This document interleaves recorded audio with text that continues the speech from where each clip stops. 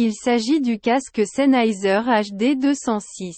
Casque économique de qualité Sennheiser. Et je vais tout vous montrer sur ces écouteurs, les caractéristiques, la qualité et les démonstrations.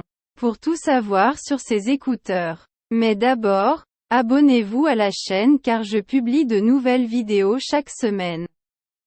Ils sont supra-auriculaires, car les écouteurs sont placés autour de l'oreille. Ce qui réduit le bruit extérieur. Ils sont rembourrés autour de l'oreille pour les rendre plus confortables dans l'oreille. Mais il est également rembourré sur le dessus. Le plastique n'est pas appuyé sur la tête. Il est donc plus confortable lorsqu'il est placé sur la tête. Un autre aspect positif est qu'il s'agit d'écouteurs économiques. Ils sont de la marque Sennheiser, mais ils sont moins chers que la normale. Sur les aspects négatifs. Le niveau de pression acoustique peut atteindre 18 000 Hz. Les écouteurs professionnels atteignent plus de 40 000 Hz.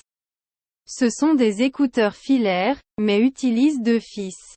Ils auraient pu mettre un fil par-dessus et ensuite un seul fil venant sur les écouteurs. Concernant la réparation, je le démonterai plus tard et vous montrerai s'il est facile à réparer. Un aspect que certains considèrent comme positif, d'autres comme négatif, est la taille du fil.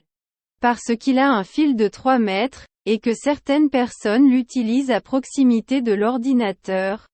D'autres l'aiment parce qu'elles peuvent être plus éloignées de l'ordinateur. Mais vous pouvez enrouler le fil et ainsi réduire la longueur du fil. Mais cela dépend de vos préférences. Que 3 mètres soit trop long ou que 3 mètres pourrait être utile. Concernant la réparabilité des écouteurs. Il est assemblé à l'aide de ferrures et de vis. Vous pouvez voir qu'il y a des vis sur cette partie, sur la partie casque et sur le dessus.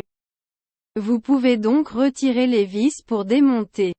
La réparation semble donc pouvoir être effectuée si nécessaire. Mais dans cette partie du casque, où s'insère l'éponge, cela se fait en emboîtant les 2 pièces en plastique.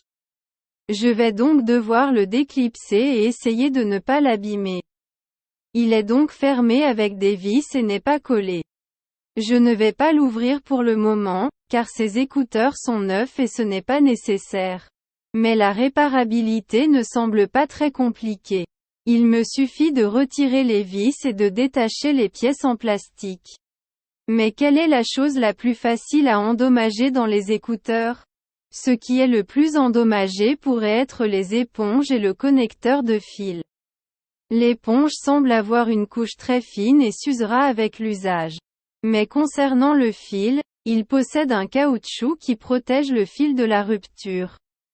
Le fil ne sort pas directement de l'intérieur. Il évite au câble de se tordre et de se casser. Il ne sera pas facilement endommagé, car ce caoutchouc dur empêche le fil de se tordre et, à la pointe, il donne au fil une plus grande courbure. Je ne pense donc pas que le fil va se casser ici. C'est un aspect positif, car ainsi les écouteurs dureront plus longtemps. Et en analysant ces aspects, je suis impressionné par ces écouteurs.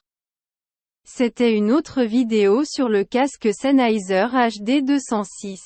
Mais il y aura plus de vidéos pour tout savoir sur ces écouteurs et décider si vous devez acheter ce produit.